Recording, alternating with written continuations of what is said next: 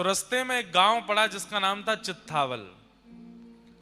वहां आप रात्रि शयन के लिए रुके तो आपको पता चला कि यहां तो एक दिव्य ठाकुर जी के युगल स्वरूप की सेवा होती है।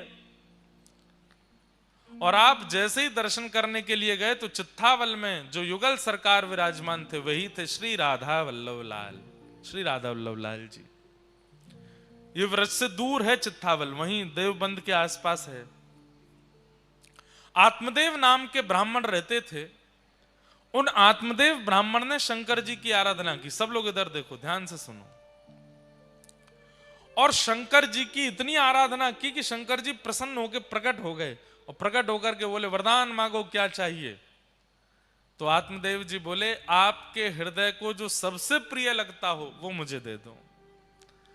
शंकर जी बोले, ये क्या मांग लिया आपने? बोले, अब तो वही चाहिए जो आपके हृदय को सबसे प्रिय है। तो महादेव श्वेतद्वीप गए और जिन ठाकुर जी की सेवा स्वयं महादेव अपने हाथ से करते हैं उन श्री राधा वल्लभ लाल जी को लाकर के आत्मदेव को प्रदान किया।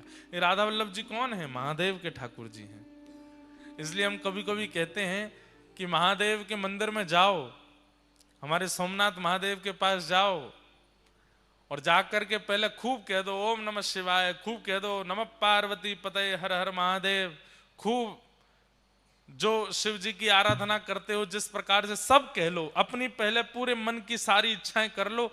लौटते समय हमारी कही एक बात मान लो, जब आप मंदिर से दर्शन करके लौटो तो अंतिम बार जब देख रहे हो वापस निकलने से पहले, तब एक बार कह दो, बोलो श्री राधा वल्लभ लाल की।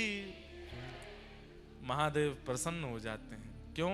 उनकी सेवा के ठाकुर जी हैं राधा वल्लभ जी।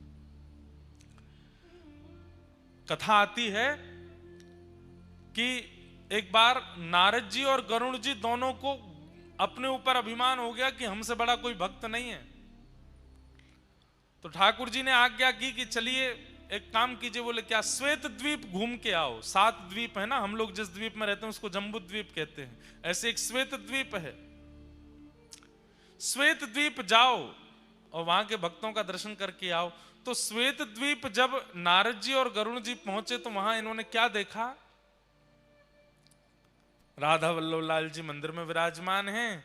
देवादिदेव महादेव सुंदर आरती उतार रहे हैं, घंटे घड़ियाल बजा रहे हैं। कार्तिकेय जी और श्री गणपति जी सुंदर भोग सामग्री उठा उठा करके ला रहे हैं, राधा वल्लभ जी के सन्मुख पधरा रहे हैं। पार्वती जी सुंदर सामग्री सिद्ध कर रही हैं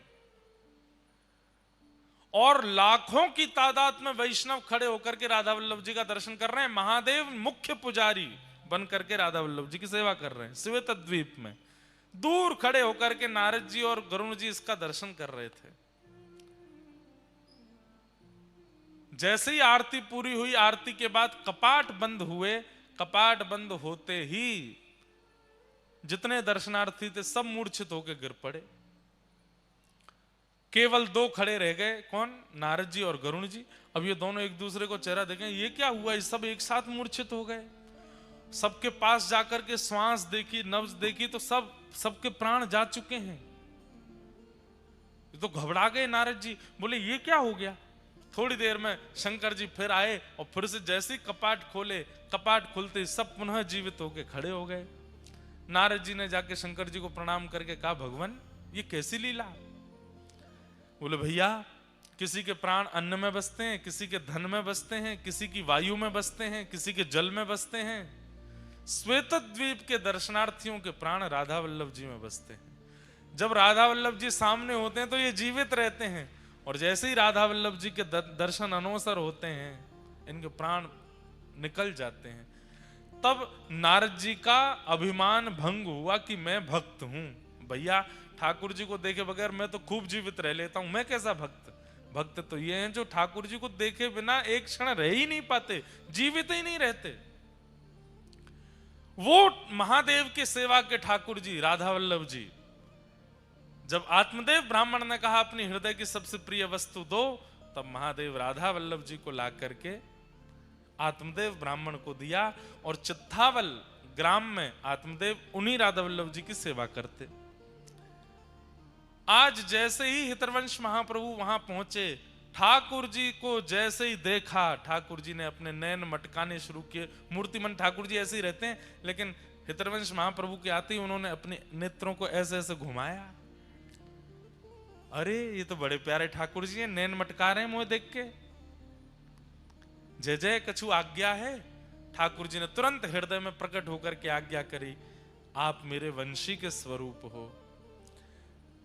ये आत्मदेव जी हमको शंकर जी से ले तो आए अपने पास, पर हमारी इच्छा है कि अब हम वृंदावन में विराजमान हों। इसीलिए हमने आपका घर छुड़वा करके आपको वृंदावन जाने की आज्ञा करी, और रास्ता में आप भटकते हमारे पास ही आए। अकेले मत जाओ, हमको लेकर के जाओ वृंदावन। अब सुनिए बात आगे, तो सुनिए ठाकुर जी कैसी लीला करते हैं। तो हितरवंश महाप्रभु बोले चलेंगे आप वृंदावन? बोले हाँ हम तो तैयार बैठे हैं। बोले ये हमारे सेवक हैं पास में, अभी आएंगे बाहर निकल के आत्मदेव, इनसे हमको मांग लेना। और सुनो एक काम और करना है। बोले क्या? इनकी 2 बेटियां, उन दोनों से ब्याह और कर लेना। बोले कि मैं तो विवाहित हूं और अपनी पत्नी आदि सबको छोड़ छाड़ के आया हूं। ठाकुर जी बोले हमारी आज्ञा है, माननी तो पड़ेगी। वृंदावन में तुम हमको विराजमान कर दोगे, ब्रह्मा सेवा कौन विस्तार करेगा?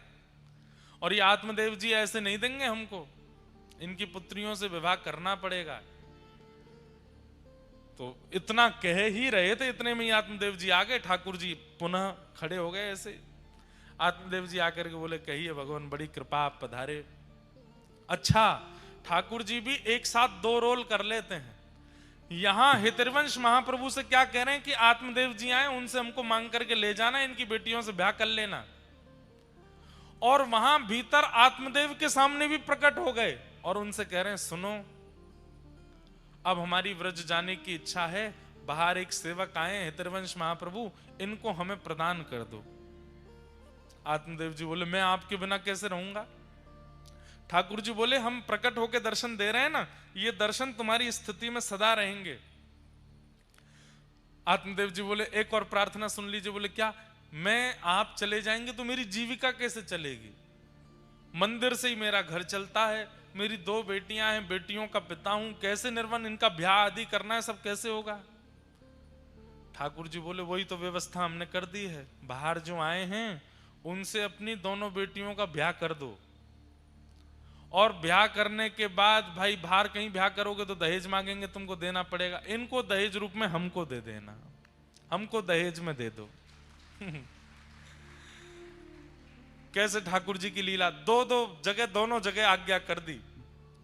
यहां आत्मदेव जी गए, यहां से हरिवंश महाप्रभु बोले हमको आपसे एक जरूरी बात करनी है। आत्मदेव जी बोले हमको भी बहुत जरूरी बात करनी है।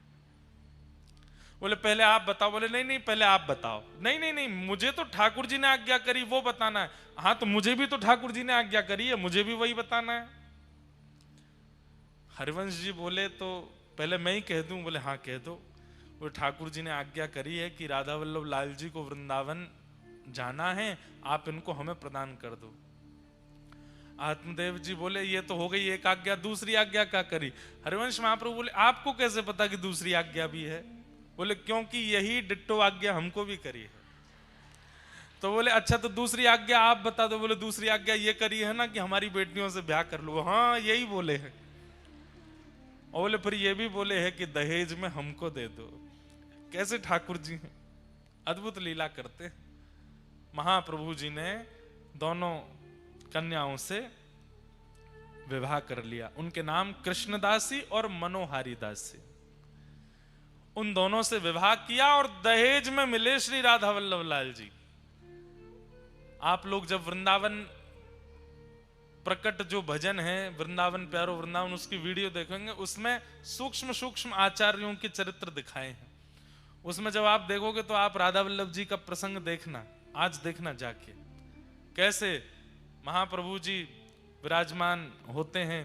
अभी जब बधाई पद गावे उस समय अगर कैमरा वाले भैया दिखा देंगे, उसमें जब पद गवे तब वृंदावन प्रकट पद में से वीडियो निकाल के राधा वल्लभ जी के प्राकट्य की, बहुत सुंदर वीडियो है।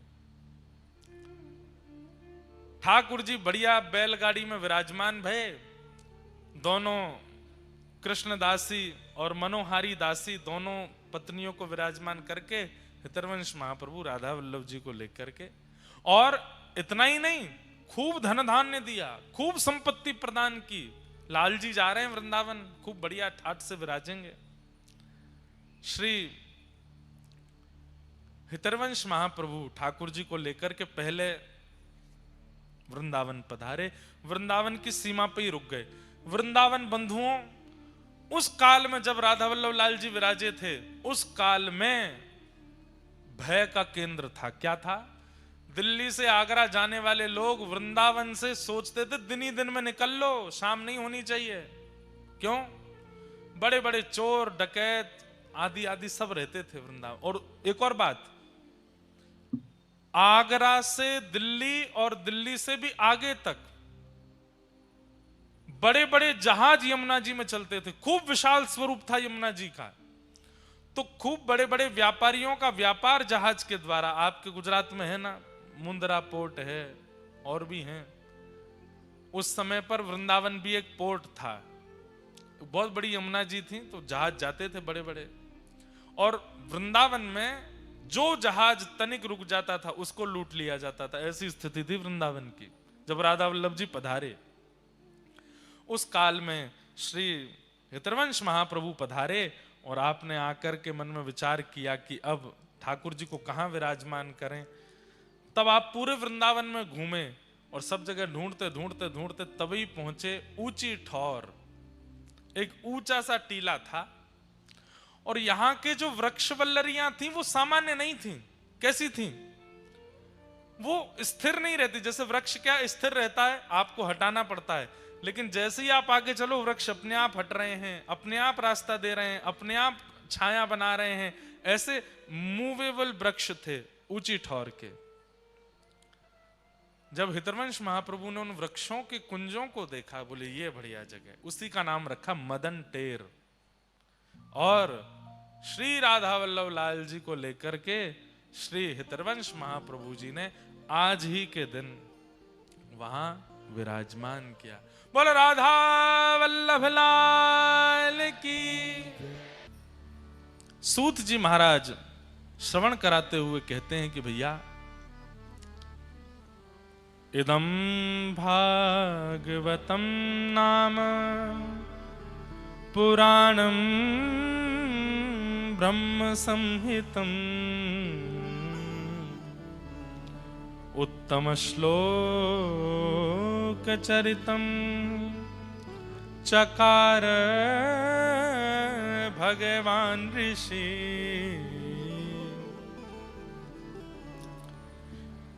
किसी भी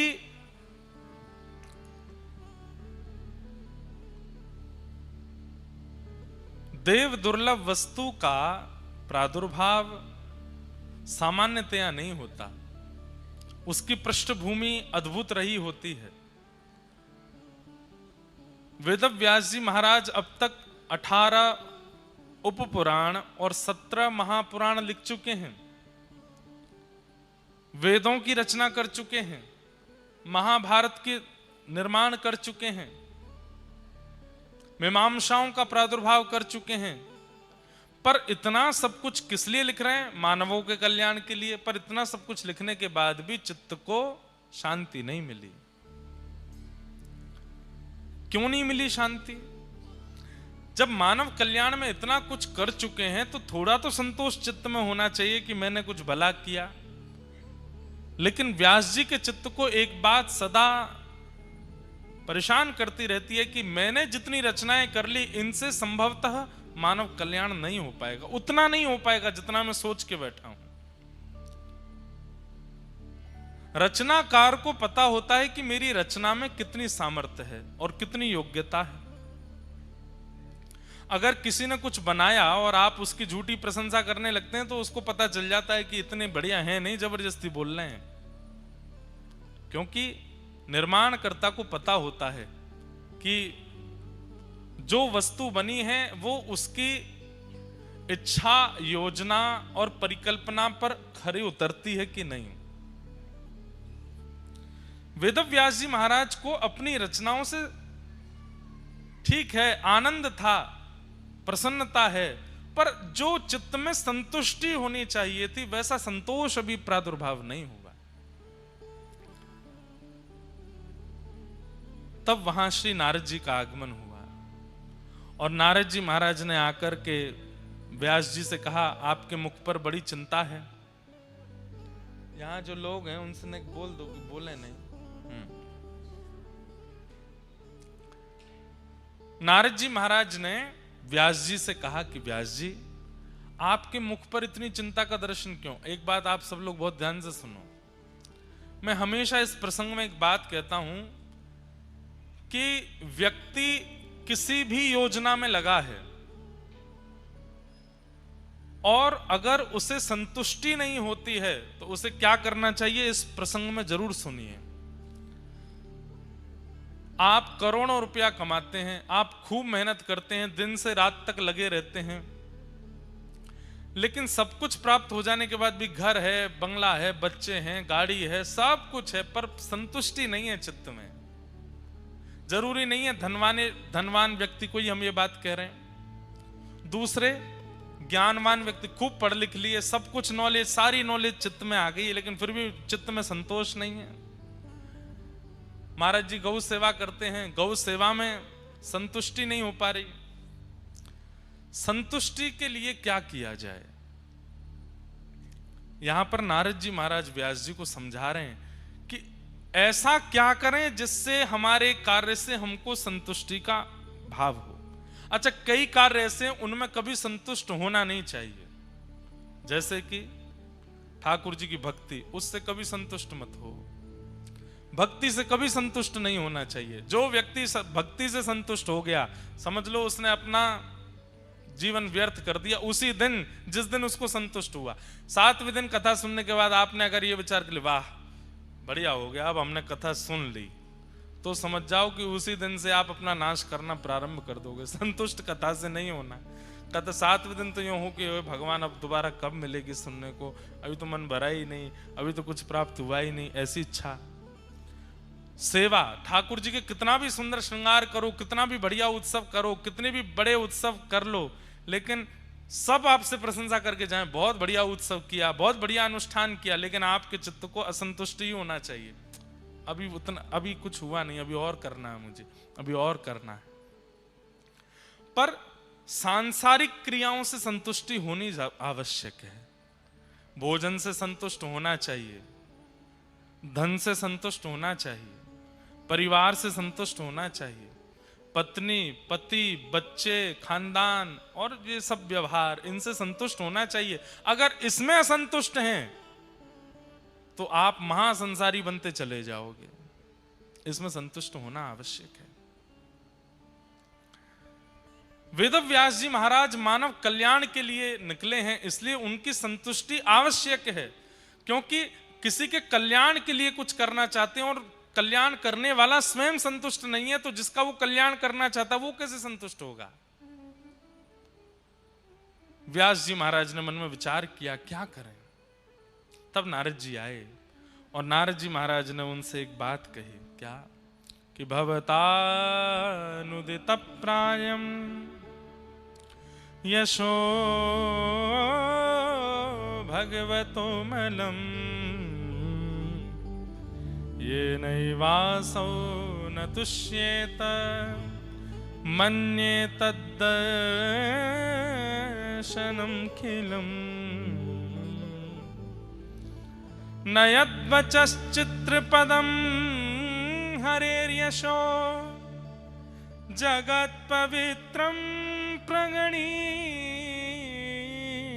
करहिचित् तद्वायुषं तीर्थमुशन्ति मानसा न यत्र हंसा निर्मुक्त शिक्षया।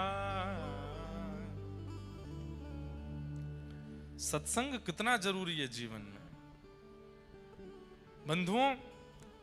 अगर बन सके ना, हर दिन अपने कार्य के बीच में, अपनी पढ़ाई के बीच में, अपनी कमाई के बीच में कहीं भी एक किसी सज्जन व्यक्ति से जरूर मिला करो। और नहीं मिल सकते, नहीं इतनी व्यवस्था ऊंझा में नहीं आ रहे जा रहे, कोई सज्जन व्यक्ति नहीं मिलते, सत्संग नहीं हो पाता, फोन है सबके पास, उस पर कोई कथा सुन लो, 15-20 मिनट कुछ भी सुन लो। और एक बात आपको बताएं, मन में प्रश्न धारण करो, मुझे इसका समाधान चाहिए, और ये समाधान मुझे मिले इस भाव से मैं कोई सत्संग श्रवण करने के लिए YouTube खोलो, और विशेष आचार्य चरण जो जिनकी कथाएं, जिनके सत्संग प्रवचन अद्भुत होते हैं, खोलो और कोई भी रैंडमली स्क्रॉल करके एक खोल करके 20 मिनट सुनिएगा, आपके संशय का समाधान निश्चित मिल जाएगा। रैंडमली कहीं भी खोल लीजिए। सत्संग की ऐसी, इतना वर्सेटाइल होता है सत्संग कि आपके मन में जिज्ञासा जो होगी उसका प्रत्युत्तर कहीं ना कहीं आचार्य चरण दे ही देंगे। मन में कोई व्याकुलता है, मन में कोई व्यथा है, मन में कोई असमंजस है, आप सत्संग का आश्रय लो, आपको समाधान मिलेगा, निश्चित मिलेगा। अरे हम तो सामान्य जीव हैं, देवताओं को समाधान मिल जाता है, ऋषियों को समाधान मिल जाता है, गंधर्वों को समाधान मिल जाता है, हमें नहीं मिलेगा? वेद व्यास जी महाराज से नारद जी कहते हैं, व्यास जी आपने जितनी भी रचनाएं की हैं, रचनाओं की संख्या तो बहुत है, क्वांटिटी तो बहुत है, क्वालिटी नहीं है। ऐसा नहीं है कि क्वालिटी नहीं है, पर क्वालिटी में भी, आज हम आपकी फैक्ट्री में घूम रहे थे, वहां पर भी कितने बढ़िया चीज क्वालिटी के बारे में लिखी थी। आपको पता है, हम लोग जो खाते हैं, बाजार से जो वस्तु मिलती है, उसकी भी क्वालिटीज अलग अलग होती हैं। विदेश की क्वालिटी अलग होती है, स्वदेश की क्वालिटी अलग होती है, परदेश की अब चाय जो होती है, चाय पीते हैं कई लोग, तो चाय के बगान में एक बार गया तो नहीं हूं मैं, एक व्यक्ति से मिला था, वो बता रहे थे, महाराज जी आपके इतने नंबर की चाय हम लेके आए। मैंने कि इतने नंबर? वो बोले नंबर होते हैं चायों में, तो प्रथम श्रेणी का जो सबसे बढ़िया वाली होती है वो विदेश जाती है। मैंने कहा अच्छा, और मध्यम वाली? बोले मध्यम वाली जो होती है वो अपने प्रयोग में आ रहती है, हमारे घर वालों के, रिश्तेदारों के प्रयोग में। और मैंने कि सबसे थर्ड नंबर वाली? बोले वो सब जगह दुकानों पे जाती है। मैंने वाह भाई, सब जगह क्वालिटीज होती हैं। बोले आपने जो ग्रंथ लिखे हैं ये भी प्रथम, द्वितीय, तृतीय, 3 श्रेणियां हैं। आपने जो ग्रंथ लिखे हैं, जितना भी रचना आपने की है, वो अभी प्रथम श्रेणी की नहीं की है। बोले मतलब द्वितीय श्रेणी के लोग, सामान्य श्रेणी के लोगों का उद्धार इससे हो जाएगा, पर प्रथम श्रेणी के लोगों का नहीं हो पाएगा। क्यों? कारण क्या है? सावधानी से सुनिएगा। बोले चतुर्विध पुरुषार्थ हैं, धर्म, अर्थ और काम, मोक्ष। आपने चारों का समन्वय किया है सब जगह। धर्म कैसे हो ये बताया है, अर्थ कैसे हो ये बताया है, कामनाएं पूर्ति कैसे हो ये बताई है, मोक्ष कैसे मिले ये बताया है, परंतु पंचम पुरुषार्थ प्रेम के बारे में आपने कुछ नहीं लिखा, इसलिए आपका मन अशांत है। बहुत ध्यान से सुनो। हम लोग सब 4 कार्यों में ही रहते हैं, धर्म, अर्थ, काम और मोक्ष। सुबह उठने से रात्रि सोने तक, रात्रि सोने से सुबह उठने तक भी हम लोग केवल 4 क्रियाओं में ही रहते हैं, धर्म, अर्थ, काम, मोक्ष। स्नान करना धर्म है, वस्त्र पहनना धर्म है, तिलक लगाना धर्म है, व्यापार पे जाना धर्म है, सब धर्म। अब ये धर्म करते हैं, इसके बीच में हमारी कामनाएं हो जाती हैं। क्या कामना हो गई? फेफड़ा खाना है, क्या फाफड़ा खाना है, फाफड़ा खाना है, और क्या खाते हैं? खांडवी खानी है। एक वो आपके ऊंझा में क्या प्रसिद्ध मिलता है? छैना जी का, नहीं नहीं, एक मिनट रुको, छैना जी का क्या? गोटा। भाई देखो, हमारे गुजराती भाई बहन, आप सब लोग बहुत अच्छे हो। उत्तर भारत में अगर किसी को हंसी नहीं आ रही हो तो गुजराती व्यंजनों के नाम बोलने लग जाओ, वो अपने आप हंस जाएगा। छेना जी का गोटा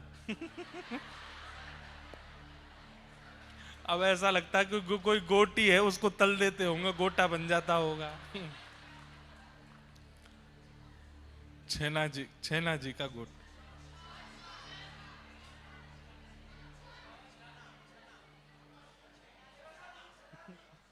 छना छना जी का गोटा। हमने सुना है कि गुजरात के लोग जब नाथ द्वार जाते हैं, माउंट आबू जाते हैं या वापस अहमदाबाद जाते हैं तो ऊंझा वही खाने रुकते हैं, क्या गोटा। वाह भाई, छना जी का गोटा। तो बढ़िया है, हमें भी थोड़ा स्वाद तो कराना कैसा है। तो सुनिए, जहां बात चल रही है वहां आ जाओ। अभी तक तो पता था फाफड़ा, ढोकला, खांडवी, खमन, खमन होता है, और है वो, अरे सब पता है। अब तो गोटा आ गया नया, बढ़िया है। थेपला, वाह, मन हो रहा है कि कथा विश्राम करके प्रसाद ही पालें, बढ़िया आज।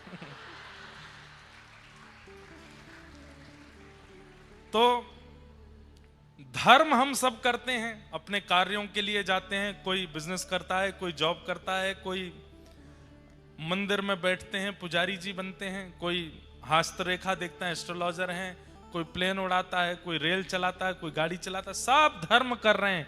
हमारा जीवन का प्रथम मूल्य, आप देखेंगे इन चारों से बाहर जाते ही नहीं हम। सबसे पहला धर्म, इसके बीच में अर्थ। धर्म से हमें पैसा कमाना है, फ्री फोकट में तो कोई कुछ नहीं करता। अपना घर चलाना है, घर बनाना, गाड़ी खरीदना, सब धर्म अर्थ।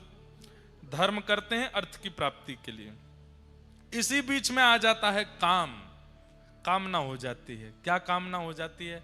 ये खाना है, ये पीना है, ये पहनना है, ये ऐसे करना है, मतलब ये कामनाओं की पूर्ति करने लगते हैं। धर्म अर्थ काम, और इन तीनों को करते करते पूरा जीवन निकाल देते हैं। धर्म अर्थ काम, धर्म अर्थ काम, धर्म अर्थ काम, और जैसे ही दांत गिर जाते हैं, आंखों पे जाला पड़ जाता है, नाक से नाला बहने लगता है, लाठी से चलने लग जाते हैं, फिर एक ही कामना रह जाती है, अब मोक्ष मिल जाए। धर्म अर्थ काम और मोक्ष, इन चारों के अलावा पांचवा हमारे पास कोई काम नहीं है। हम इन चारों में ही घूमते रहते हैं, लेकिन संतुष्टि नहीं होती। कितना भी धर्म कर लें, मतलब कितनी भी मेहनत कर लें कर्म करके, संतुष्टि नहीं होती। बड़ी बड़ी फैक्ट्री बना ली, बड़े बड़े व्यापार कर लिए, खूब टर्नओवर कर लिया, साल में नंबर 1 पे नाम आ गया, लेकिन फिर भी संतुष्टि नहीं होती चित्त को। भारत के 10 सबसे धनवान व्यक्तियों से कभी मिल लीजिए, क्या वो संतुष्ट हैं? ना, संतुष्ट नहीं। इतना पैसा आता है फिर भी संतुष्ट नहीं है। इतना धन कमाने वाले, धर्म करने वाले, संतुष्ट नहीं। कामनाओं की पूर्ति करने वाले लोग, ऐसे ऐसे लोग रहते हैं हमारे भारत में और हमारे देश में, जो सुबह का नाश्ता अगर मन कर गया कि बेंगलोर की इडली खानी है तो फ्लाइट पकड़ के बेंगलोर जाते हैं, वहां इडली खा लेते हैं। दोपहर में मन हो गया बड़ा पाव बंबई का खाना है तो बंबई की फ्लाइट पकड़ के बंबई में बड़ा पाव खाते हैं। रात्रि में मन हो गया दुबई में जाके भोजन करना है तो दुबई पहुंच के भोजन करते हैं, रात्रि का सो जाते हैं। ऐसे ऐसे शौकीन लोग भी हैं, पर उनसे जाके पूछिए संतुष्ट है? संतोष है चित्त को? संतुष्ट नहीं। पर आओ हमारे वृंदावन, द्वार द्वार जाकर के मधुकरी मांग करके पाने वाले बाबा श्री राधा श्री राधा श्री राधा, युगल नाम सो नेम जपत नित कुंज बिहारी। कुंज बिहारी श्री हरदास नाम जप करवे वाले बाबा से कहो, बाबा रूखी रोटी पाओ, छिलका वाली दाल से भोजन करो, कभी कछु नाम ले चंदन लगाओ रज में लोटे रहो संतुष्ट हो। बोले हम ते बड़ो संतुष्ट कोई नहीं, हमसे बड़ो आनंद में कोई नहीं, हम ते ज्यादा सुखी कोई नहीं, हम ते ज्यादा प्रसन्न कोई नहीं, हमसे ज्यादा सुख में कोई नहीं है। अरे आपके पैरों की एड़ियां फट गई परिक्रमा करते करते, शरीर की स्थिति ऐसी जर्जर होती जा रही है बाबा, फिर भी कह रहे हो संतोष है। बोले क्यों? हाँ हम बहुत संतुष्ट हैं, बहुत संतुष्ट हैं। वास्तव में बंधुओं, इंद्रियों को जागृत करने वाला असंतुष्ट हो जाता है और इंद्रियों की इच्छाओं को सूक्ष्म कर देने वाला परम संतुष्ट हो जाता है, परम संतोषी हो जाता है।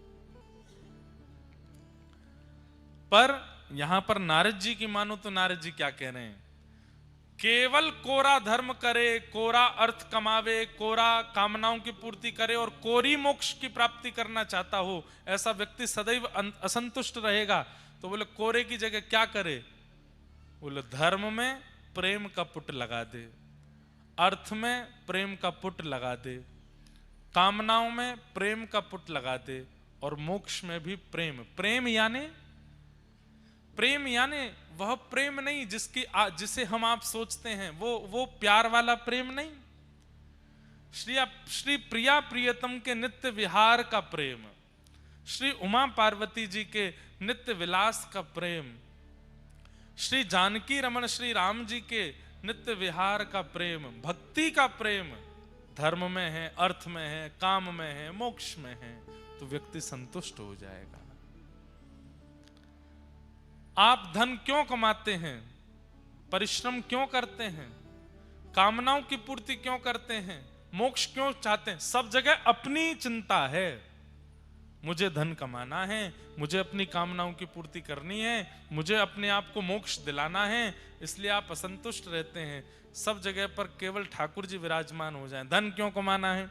इतना धन कमानो है कि महाराज घर भी चल जाए, खूब सुंदर कथा भी है जाए, वृंदावन में जाके बिहारी जी को बंगला भी बन जाए, श्री गिरिराज जी की सुंदर तलेटी में 56 भोग भी लग जाए, संतन की सेवा भी है जाए, गौ सेवा भी है जाए, इतना धन। अब धन कमाने के पीछे इच्छा क्या हो गई? गौ सेवा भी है, ठाकुर जी की सेवा भी है, भागवत की कथा भी। अब कई बालक युवा आते हैं कथाओं में, आप सत्य मानेंगे, आप विश्वास नहीं मानेंगे, कितने बालक तो इसलिए मेहनत करके पढ़ रहे हैं कि हम कुछ बन जाएं तो हम अपने नगर में कथा कराएंगे, हम अपने नगर में श्री गिरधर लाल जी का उत्सव करेंगे। एक तो करा भी चुके, एक बालिका ने सिविल्स के एग्जाम दे रही थी, 1-2 बार क्लियर नहीं हुआ, माता पिता के साथ आई, बहुत सामान्य से परिवार से, इतना सामान्य परिवार कि कई बार सप्ताह में किसी दिन भूखा भी रहना पड़ता, भोजन नहीं है घर पे। पिताजी ने बड़े पैसे इकट्ठे करके लाली को पढ़ाया।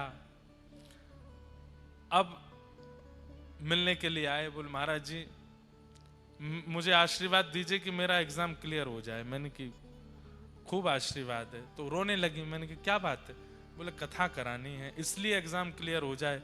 मेरी जो सैलरी 1 साल की आएगी उससे मैं कथा कराऊंगी, ऐसी कथा कराऊंगी पूरा नगर आवे, सबको प्रसाद की व्यवस्था, सब संतों के लिए व्यवस्था। मैंने कि अब तो तुम ये बात लालजी सो, गौ माता सो, संत जनों से निवेदन करके बोल दो, वृंदावन को प्रणाम करते हुए व्रज से ये बात पक्की कह करके जाओ कि आप हमारे एग्जाम क्लियर करा दो, हम वृंदावन की खूब सेवा करेंगे, खूब संतों की सेवा करेंगे, खूब बढ़िया कथा कराएंगे। पास भी हो गई अच्छे नंबरों से, साल भर की जितनी कमाई हुई, खूब ऊंचे पदवी पर, जब खूब अच्छी कमाई हो गई, पिताजी का कर्जा बाद में चुकाया, पहले कथा कराई, कथा करा करके सबको आनंदित किया। अब पिताजी का जो कर्जा था, जो स्टडी लोन लिया, वो सब चुकाया।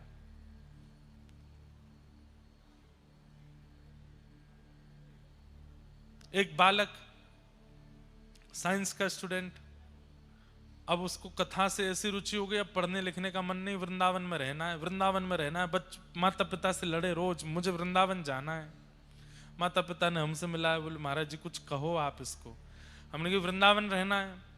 पहले क्या सोच रहे थे? बोले कथा सुनने से पहले मन था डॉक्टर बनने। मैंने कहा अब जाओ डॉक्टर बनो, और पिताजी से कहा कुछ पैसा लेकर के इकट्ठा करके वृंदावन में एक प्लॉट ले लो, इनके लिए एक फ्लैट बनवा दो और आगे एक क्लिनिक बनवा दो, वृंदावन में ही डॉक्टर बन जाना। हो गया ब्रजवास भी, डॉक्टर भी बन जाओगे। और मैंने कहा सबसे तो खूब मोटी फीस लेना देखने की, चिकित्सा करने की, लेकिन कोई ब्रजवासी आ जाए, कोई संत आ जाए, कोई महापुरुष आ जाए, उनसे 1 रुपया मत लेना, उनकी फ्री में सेवा भी करो, डॉक्टर भी बन जाओ। अब वो बालक डॉक्टर बन गए, वृंदावन में रहते हैं, खूब प्रेम से सेवा करते हैं ठाकुर जी की। मतलब आपके धर्म, अर्थ, काम और मोक्ष चारों में अगर प्रेम विराजमान है, सेवा विराजमान है, ठाकुर जी की भक्ति विराजमान है, तो आपसे बड़ा संतुष्ट कोई नहीं है। लेकिन आप केवल अपना विचार करते हैं, अपनों का विचार करते हैं और धर्म, अर्थ, काम, मोक्ष के पथ पर चले हैं, आपसे बड़ा असंतुष्ट कोई नहीं होगा। आप सदैव असंतुष्ट ही रहोगे। कितना करते हैं फिर भी मन नहीं भरता, कितना कमा लेते हैं फिर भी मन नहीं भरता।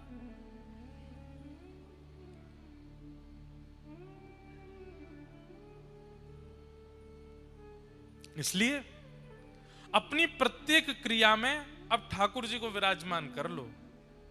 रसो वैशः, रसस्वरूप श्री ठाकुर जी प्रेम रूप धारण करके आपकी प्रत्येक क्रिया, प्रत्येक इच्छा, प्रत्येक भावना में विराजमान हो गए, आपसे बड़ा संतुष्ट कोई नहीं, बहुत संतोष होगा।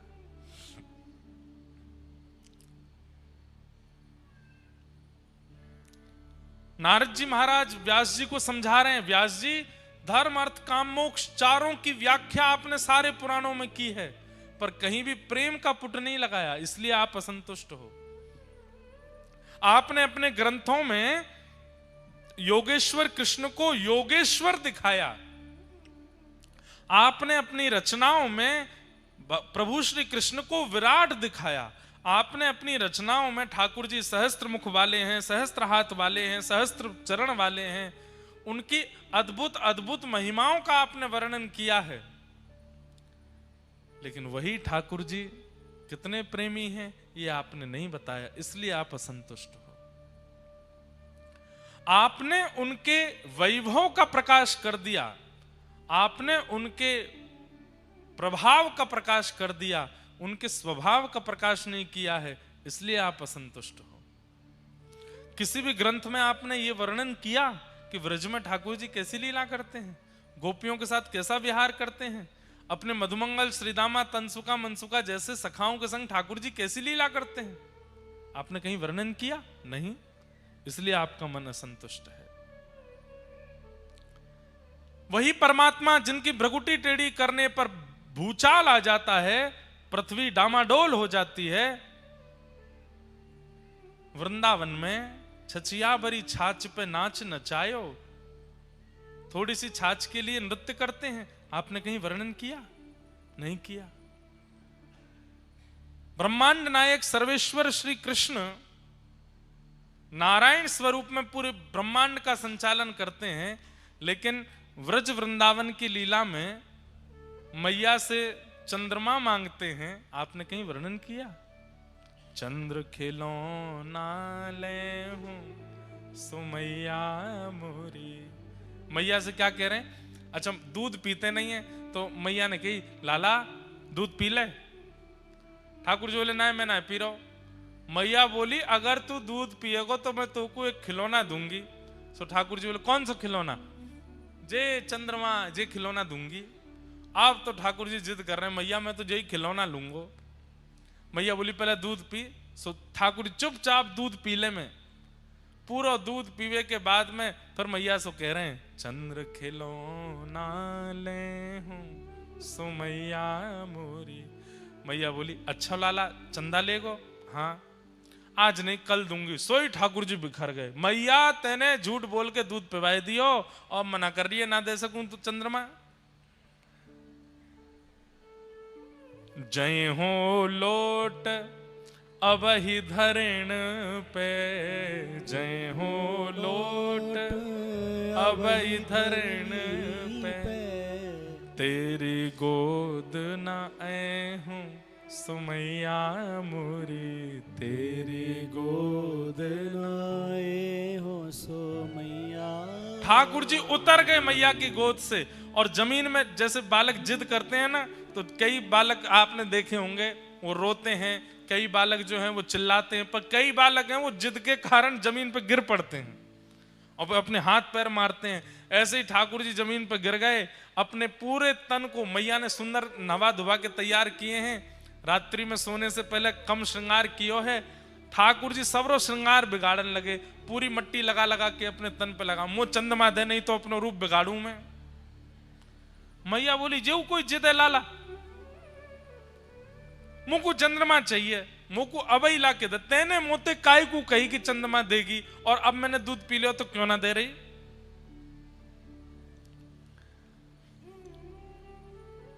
मैया बोली अच्छा लाला आ गयो, चंद्रमा आ गयो। सो मैया ने कहा कि खिड़की पे एक परात रख दई, वहां में जल भर दियो। सो चंद्रमा को प्रतिबिंब आ गयो, चंद्रमा वहां में दिखन लगो।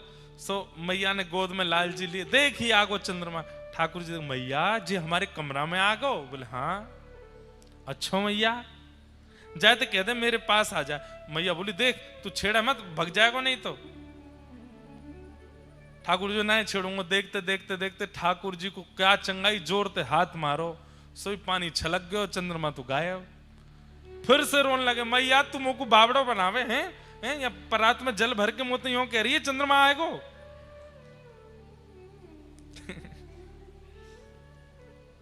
सोई गोद से उतर गए और बोले मैया अब मैं जा रहा हूं, पूरे गोकुल में हल्ला करूंगा। मैया बोली कहा हल्ला करेगो।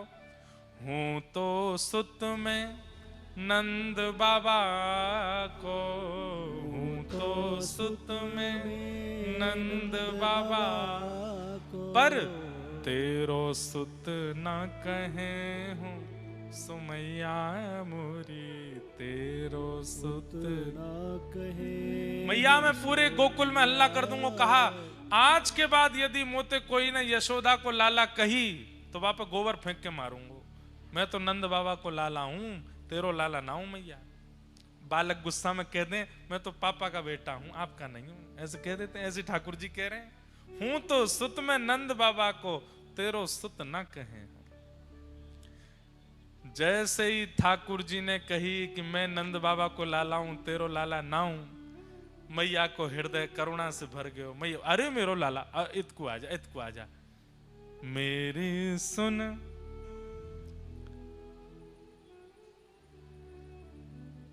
लाला, मेरी बात सुन, एक बात तो ते कहूंगी।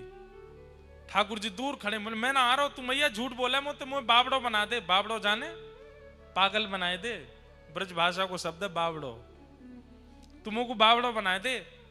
मैया बोली अरे एक बहुत जरूरी बात कहनी है लाला, ने मेरे पास तो आ। ठाकुर जी बोले मैं ना आऊंगा। सो मैया कहा बोली ऐसी बात है जो दाऊ को नहीं बतानी है तो ये पता चलनी चाहिए। सोई ठाकुर जी आ गए, मुंह को जल्दी बता मैया, ऐसी कौन सी बात है जो दाऊ तो छुपानी है। जैसे बच्चे बिल्कुल बच्चे ऐसे ही होते हैं ठाकुर जी जैसे। बच्चों को भी बुलाओ नहीं आवे तो उनसे को सुन तेरी बहन को बता दूंगी, नहीं तो तू नहीं आएगा तो तुरंत आ जाएगा।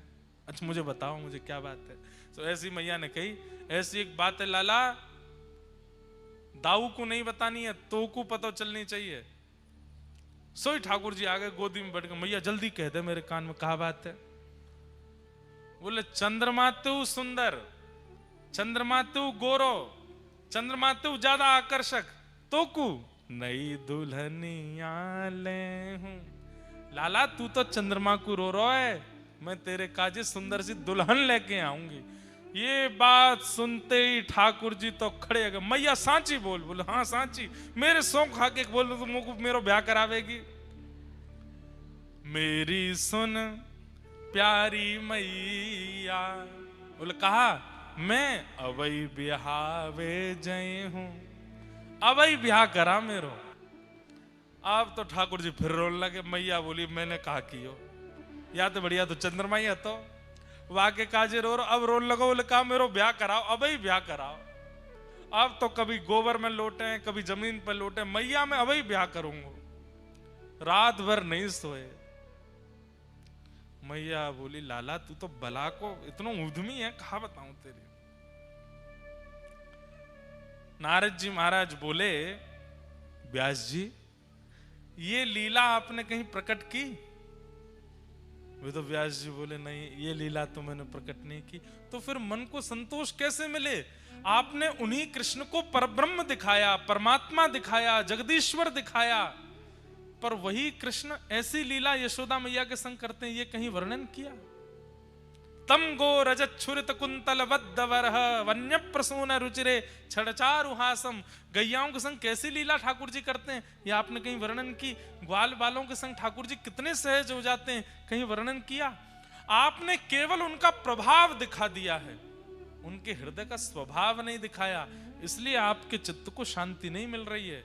इसलिए हमारी प्रार्थना है, अब एक ऐसे ग्रंथ की रचना करो जिस ग्रंथ को सुनने के बाद व्यक्ति के चित्त में भगवान नहीं लाला प्रकट हो, भगवान नहीं कृष्ण कन्हैया प्रकट हो, अपना प्रकट हो।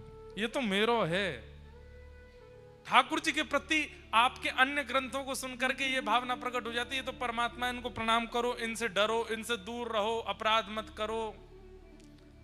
पर एक ऐसे निर्माण करो जिसको श्रवण के बाद सुनने वाले ठाकुर जी के प्रति सामीप्य का अनुभव करें, ठाकुर जी के प्रति अपनत्व का अनुभव करें।